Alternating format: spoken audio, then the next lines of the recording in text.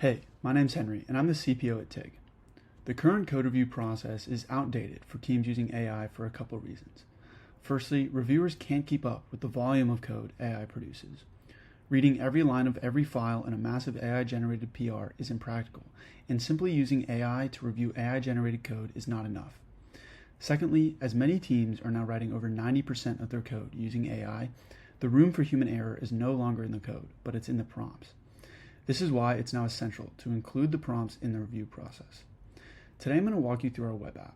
The TIG platform is a layer on top of GitHub. When you open a PR on GitHub, our TIG bot will create a comment with a link to the PR on TIG. So let's take a look. Here I can see all the code for the pull request organized by prompt chronologically. Let's look at the details of the first prompt. I can see what context was provided to the model, the user input, the AI response, and any code changes.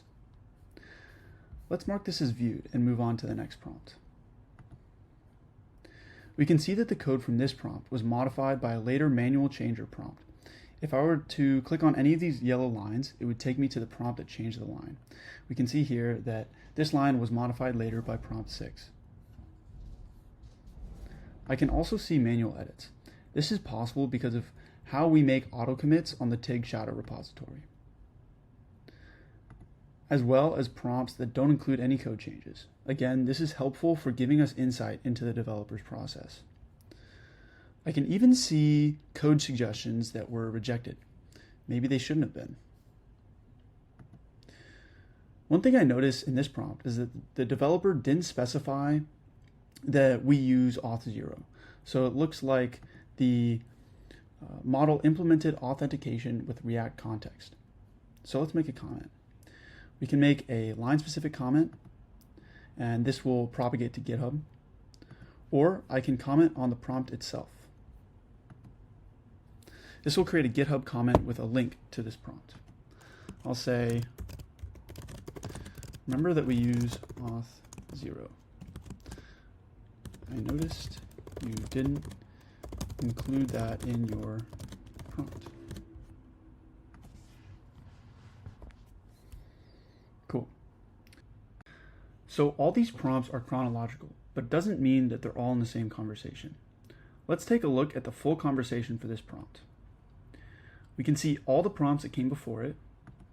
Maybe some of this conversation was for a different feature.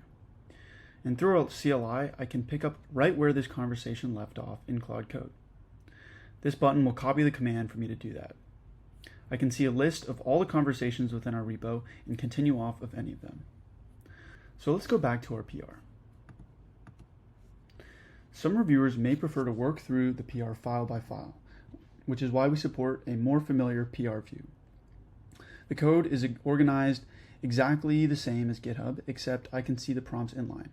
So I can see that Shreyas created this file with the prompt, create a user registration form. I can also see down here that he made a manual edit.